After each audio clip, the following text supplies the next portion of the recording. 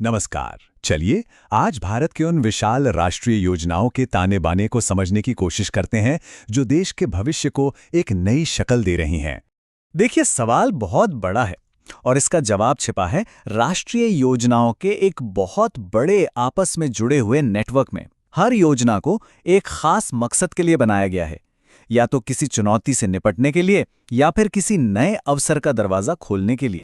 असल में ये सिर्फ कागजी नीतियां नहीं हैं, बल्कि ये वो धागे हैं जिनसे एक बहुत बड़ा राष्ट्रीय ताना बाना बुना जा रहा है। एक ऐसा ताना बाना जिसमें सामाजिक सुरक्षा भी है, आर्थिक उम्मीदें भी हैं और एक टिकाऊ भविष्य का सपना भी। तो चलिए इसमें थोड़ा और गहराई से उतरते हैं।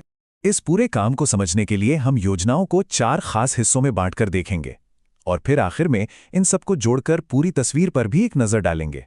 तो चलिए सबसे पहले बात करते हैं उन योजनाओं की जिनका मकसद हर एक नागरिक के लिए एक मजबूत सामाजिक सुरक्षा का जाल तैयार करना है। मतलब खाना, स्वास्थ्य और घर जैसी बुनियादी जरूरतें पूरी करना।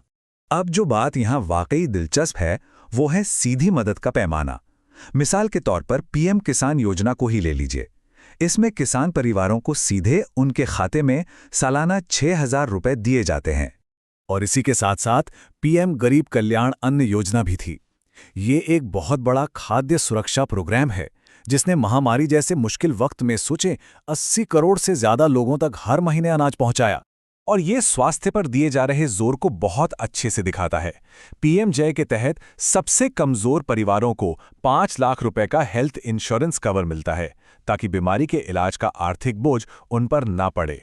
रोटी, कपड़ा और मकान एक और अहम कड़ी है और इसके लिए प्रधानमंत्री आवास योजना काम कर रही है, शहर और गांव दोनों के लिए अलग अलग।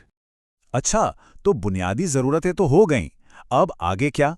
अब बात आती है आर्थिक तरक्की की। तो चलिए देखते हैं कि कैसे जमीनी स्तर पर कारोबार और उद्यमिता को बढ़ावा दिया जा रहा है।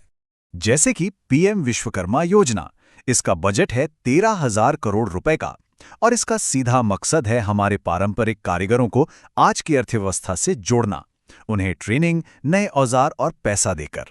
वहीं जो छोटे मोटे कारोबार शुरू करना चाहते हैं उनके लिए है मुद्रा योजना। इसमें बिना किसी गारंटी के लोन मिलता है और इसे शिशु, किशोर, तरुण जैसे लेवल्स में बांटा गया है ताकि जैसे जैसे बिजनेस बढ़े उसे मदद मिलती रहे। सरकार की रणनीति भी यहाँ काफी सधी हुई है। एक तरफ है स्टैंड अप इंडिया जो SC/ST और महिला उद्यमियों पर फोकस करती है, तो दूसरी तरफ है स्टार्टअप इंडिया जो इनोवेशन वाले नए आइडियाज के लिए एक पूरा इकोसिस्टम बना रही है। तो एक जरूरी बात यह है कि लोगों को ताकत देना तब तक अधूरा है जब तक कि देश का बुनियादी ढांचा यानी इंफ्रास्ट्रक्चर मजबूत न हो, और हमारी अगली योजनाएं इसी पर टिकी हैं। अगर हम पिछले 1 दशक को देखें तो कनेक्टिविटी पर जबरदस्त फोकस रहा है, चाहे वो समंदर के रास्ते हों, हवाई रास्ते हों या फिर सड़कों का जाल हो। और इन सारी कोशिशों को एक साथ पिरोने का काम करती है गति शक्ति। ये एक क्रांतिकारी डिजिटल प्लेटफॉर्म है जिसे इसलिए बनाया गया है कि सरकार के अलग अलग विभाग जैसे सड़क, रेलवे, पोर्ट्स ये सब मिलकर काम करें ताकि लॉजिस्टिक्स बेहतर हो और काम तेजी से हो। ये योजनाएं सिर्फ आज की नहीं सोच रही, बल्कि भविष्य पर भी नजर रखे हुए हैं।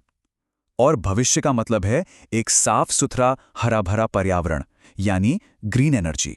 इस सोच का एक बहुत अहम हिस्सा है ग्रीन हाइड्रोजन जैसी फ्यूचर टेक्नोलॉजी में आगे बढ़ना।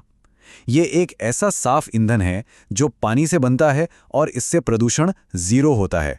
देखिए, आम घरों के लेवल पर पीएम सूर्य घर योजना का लक्ष्य है कि 1 करोड़ घरों की छतों पर सोलर पैनल लगे। इससे उन्हें हर महीने मुफ्त बिजली मिलेगी।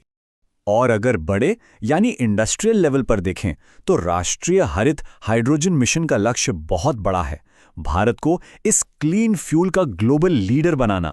तो जब हम एक कदम पीछे हटकर इन सभी अलग अलग धागों को एक साथ देखते हैं तो एक साफ और पूरी तस्वीर उभर कर सामने आती है। एक ऐसे भारत की तस्वीर जो एक बेहतर और टिकाऊ भविष्य की तरफ बढ़ रहा है। कुल मिलाकर देखें तो ये सारी योजनाएं 4 मजबूत स्तंभों पर खड़ी हैं। पहला, सामाजिक सुरक्षा, दूसरा, आर्थिक अवसर, तीसरा, आधुनिक इंफ्रास्ट्रक्चर और चौथा, एक टिकाऊ भविष्य। ये सारी पहल मिलकर एक बहुत बड़ी और महत्वाकांक्षी योजना की तरफ इशारा करती हैं। और यहीं पर एक दिलचस्प सवाल उठता है कि इस जटिल खाके के साथ आने वाले दशक में भारत की तस्वीर आखिर कैसी दिखेगी।